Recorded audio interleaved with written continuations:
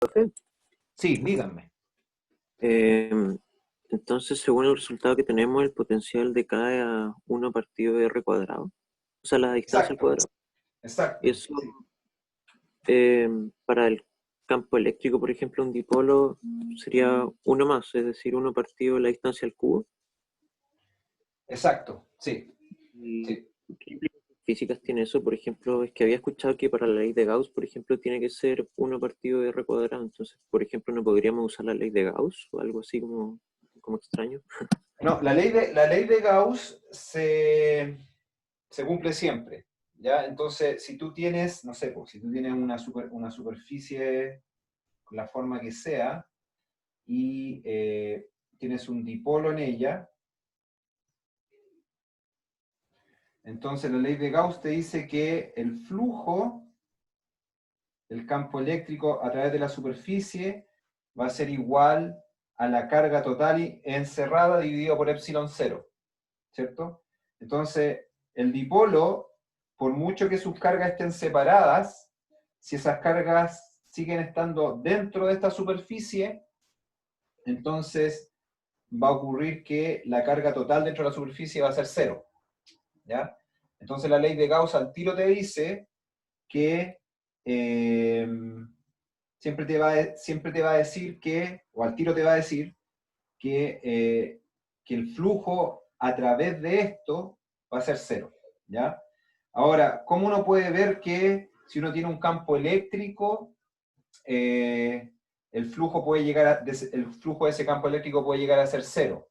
Bueno, uno lo puede ver en el sentido de que si yo tuviera solo la carga positiva, entonces en mi campo eléctrico siempre va a apuntar hacia afuera.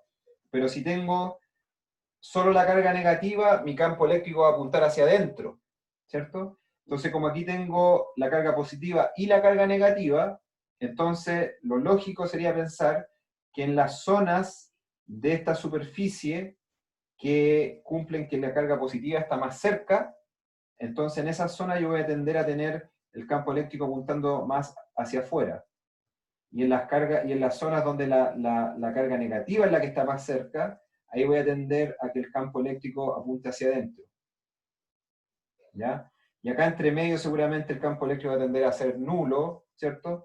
Entonces, eso me muestra al tiro que el flujo puede llegar a ser cero en este caso, con el sentido de que en esta zona de acá voy a tender a tener un flujo positivo, pero aquí voy a tender a tener un flujo negativo, ¿ya? Y ahora, claro, el cálculo exacto lo tendría que sacar considerando la forma exacta que tiene el campo eléctrico producido por esas dos cargas, que en el fondo la saco de este potencial. Este potencial, si yo le calculo menos gradiente al potencial, eso me va a entregar el campo eléctrico, ¿ya? Y al final, si yo hago el cálculo, me va a dar que el flujo es cero. ¿Por qué? Porque la ley de Gauss me asegura que siempre el flujo va a ser igual a la carga total que yo tenga encerrada dentro de la superficie, y esa carga aquí, en este caso, es cero. ¿Contesto tu pregunta? Eh, sí, profe, gracias. Sí, ya. Pero además, por ejemplo, em, que decaiga a partido r cuadrado, ¿tiene como alguna otra curiosidad? O sea, a ver, la curiosidad, o sea, lo curioso de acá eh, es que desde el punto de vista físico, lo que más salta a la vista es que a pesar de que estamos hablando de un dipolo, el dipolo lo estamos usando como manera de modelar una molécula, pero lo que sea esto, puede ser una molécula, un átomo o algún otro sistema, el hecho es que si el dipolo es neutro, porque lo es, ¿cierto? Su campo eléctrico no es cero, ¿ya? A pesar de ser neutro, simplemente porque las cargas están separadas, no están todas sobre un mismo punto. Esa es la primera observación. Y evidentemente, su campo eléctrico no puede ser el mismo campo eléctrico que tú tendrías si tuvieses una única carga, ¿ya? Es decir, tiene que estar disminuido, ¿ya? Y esa disminución del campo, en comparación con el campo de una carga, se expresa cuantitativamente en el hecho de que este campo va a decaer más rápido, es decir, el campo de una carga puntual decae como 1 sobre r cuadrado, y en este caso el campo decae como 1 sobre r al cubo, es decir, y en el fondo la lógica que eso tiene es que entre más lejos me ponga yo de este dipolo, más lo voy a ver como si las dos cargas estuviesen en un solo punto, ¿ya? Si las dos cargas estuvieran en el mismo punto, en un solo punto, entonces evidentemente ahí el campo tiene que serse cero, ¿cierto? Porque ahí tendríamos un objeto puntual de carga cero, y por lo tanto no tengo campo, ¿ya? Entonces, para yo empezar a apreciar el hecho de que estas dos cargas no están en un mismo punto, perdón, sino que están en puntos separados, hay una pequeña separación entre ellas, yo me tengo que acercar a la carga, ¿ya? Me tengo que acercar a estas dos cargas, mejor dicho, ¿ya? Entonces, esa dependencia del campo eléctrico en la separación de las cargas se expresa en que el campo eléctrico de este dipolo decae más rápido que el campo eléctrico de una única carga puntual, ¿ya?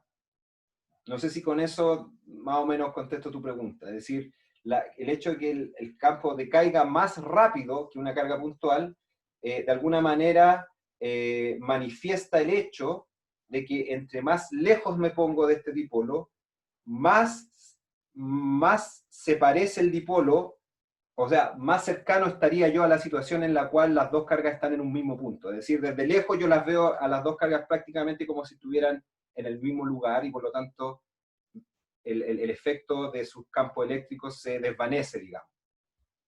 No sé si logré contestarte. Sí, profe, muchas gracias. Ya. Ok. Ya, pues entonces vamos a lo que queremos hacer es pasar de este potencial producido por el dipolo a una descripción macroscópica de medios materiales compuestos o conformados por dipolos, es decir, por moléculas que están polarizadas, ¿ya? Entonces, para hacer esa descripción, lo que vamos a empezar a hacer es empezar a definir algunas cantidades que me describan el material, pero que se basen en el hecho de que las moléculas que conforman ese material están polarizadas, ¿ya? Entonces vamos a hacer un par de definiciones. Una de ellas se va a llamar el vector polarización del material, y el otro se va a llamar momento magnético del material, ¿ya? Entonces, con esas dos definiciones en el fondo nos van a dar la herramienta que necesitamos para poder describir el potencial producido por un material hecho de moléculas polarizadas. Entonces, vamos a hacer un par de definiciones. Definición. Momento magnético.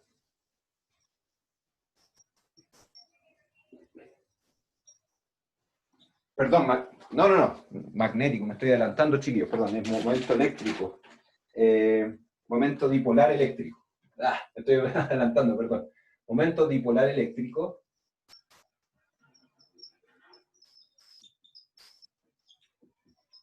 Y en base al momento dipolar eléctrico vamos a definir el vector polarización, ¿ya? Entonces lo primero es el momento dipolar eléctrico. Imaginémonos que tenemos un pedacito de material hecho de moléculas, ¿ya? Entonces vamos a tener, y esa molécula va a estar polarizada, entonces vamos a tener una molécula donde las cargas positivas están acá y las cargas negativas están aquí, ¿ya? Después vamos a tener otra molécula acá donde las cargas positivas están acá y las cargas negativas están ahí, etc. Cada vez la hago más grande, las moléculas, pero da lo mismo, ¿ya? Entonces, el momento dipolar eléctrico de este pedacito de material lo vamos a definir como el vector P minúscula, ¿ya? Y va a estar dado, ¿por qué cosa? Por la sumatoria.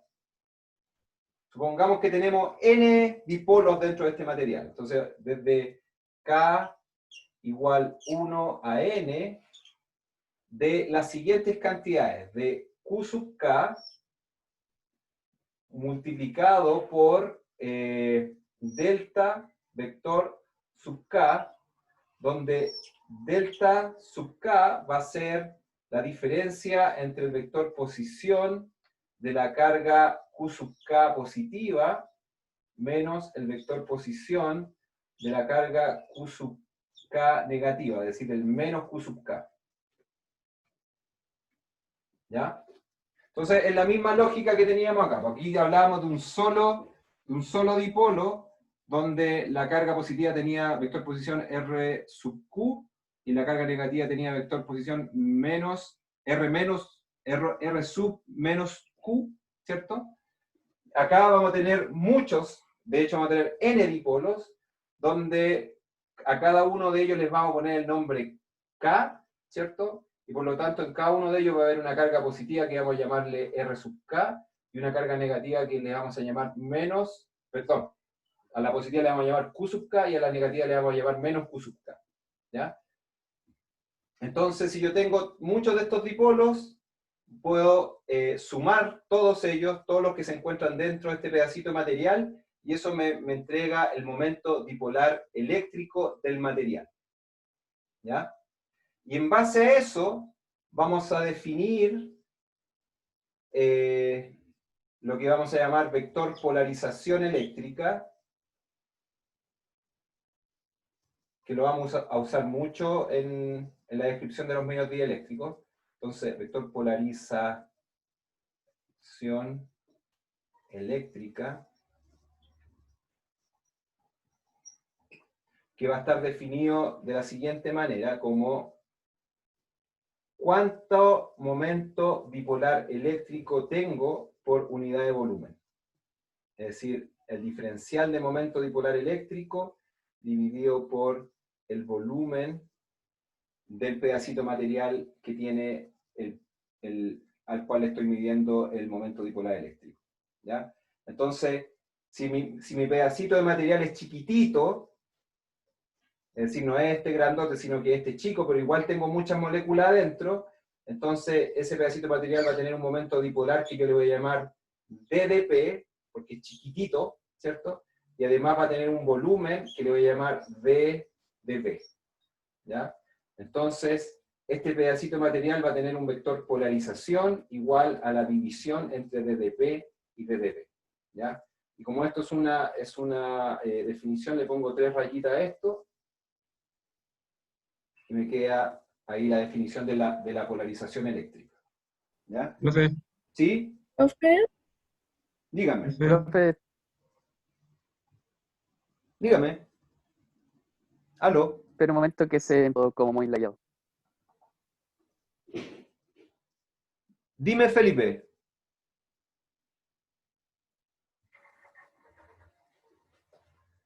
¿Estamos pegados? ¿Estamos...? ¿Aló, aló?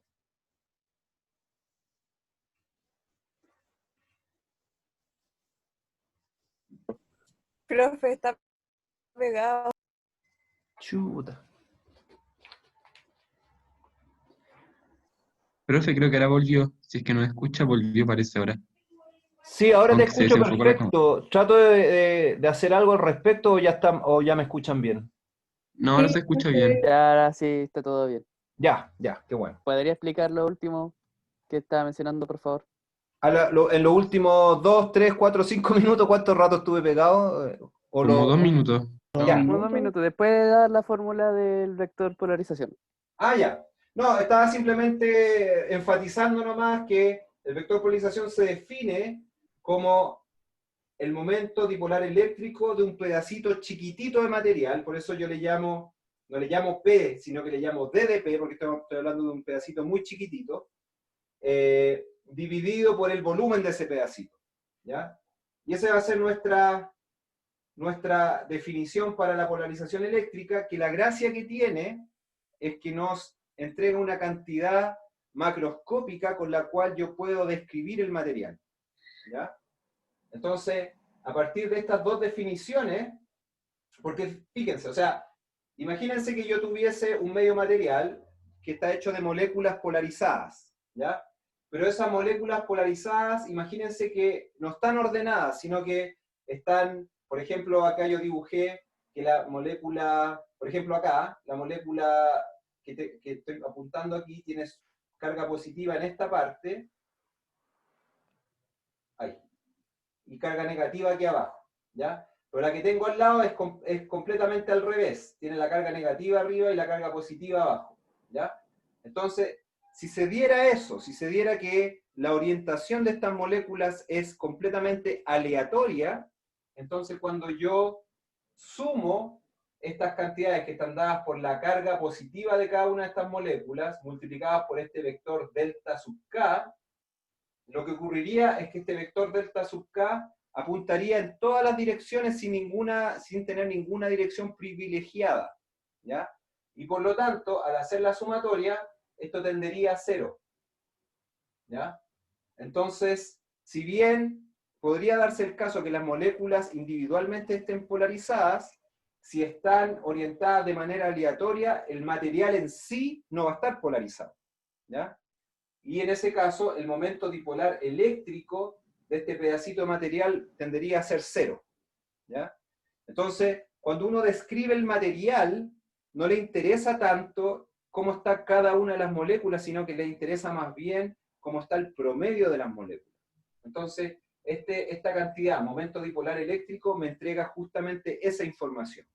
Me dice, en promedio, las moléculas están polarizadas y qué tan polarizadas están, ¿ya? Y por lo tanto, esta otra cantidad que estoy definiendo aquí, que es la polarización eléctrica, es simplemente otra manera de expresar lo mismo, porque está definida simplemente como la razón entre la polarización de un pedacito de material dividido por el volumen de ese pedacito de material, ¿ya? Entonces, con estas dos cantidades, con estas dos definiciones, yo tengo mi primera caja de herramientas para empezar a describir medios materiales y ya no empezar solamente a pensar en una molécula como una entidad de interés, sino que como en el material, ¿ya? Tratar de describir qué tan polarizado está el material, ¿ya? Entonces, con estas dos herramientas vamos a ir al siguiente paso, que es un nuevo capítulo en el curso, que es lo que les venía adelantando al principio de la clase, que son los medios dieléctricos, ¿ya? Pero se me acabó el tiempo. Así que, con estas dos definiciones, chiquillos, la próxima clase vamos a partir de esto, de estas dos definiciones, para empezar a describir entonces el comportamiento de los medios dieléctricos, el cual va a involucrar el hecho que los campos eléctricos dentro de estos medios se van a empezar a modificar de una manera bien interesante, y vamos incluso a empezar a buscar ya aplicaciones de esto. Así Disculpe, que, profe. ¿sí? Y una pregunta, en la sumatoria, la carga sub K, ¿qué carga representa? ¿La de una La carga molécula? positiva. La carga positiva. Sí, esto vendría siendo, buena pregunta, esto vendría siendo la carga positiva de cada uno de los dipolos. ¿Ya? Porque voy a decir que los dipolos están hechos por una carga positiva y una negativa, entonces esto vendría siendo la carga positiva de cada uno de ellos, ¿ya?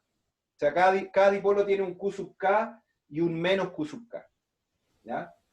Entonces esto vendría siendo carga positiva de dipolo K. ¿Ya? Gracias por la pregunta, sí, o sea, se podría haber visto como implícito, pero es bueno hacer esa aclaración. Ya, chiquillos, voy a parar la grabación, pero me pueden seguir haciendo preguntas.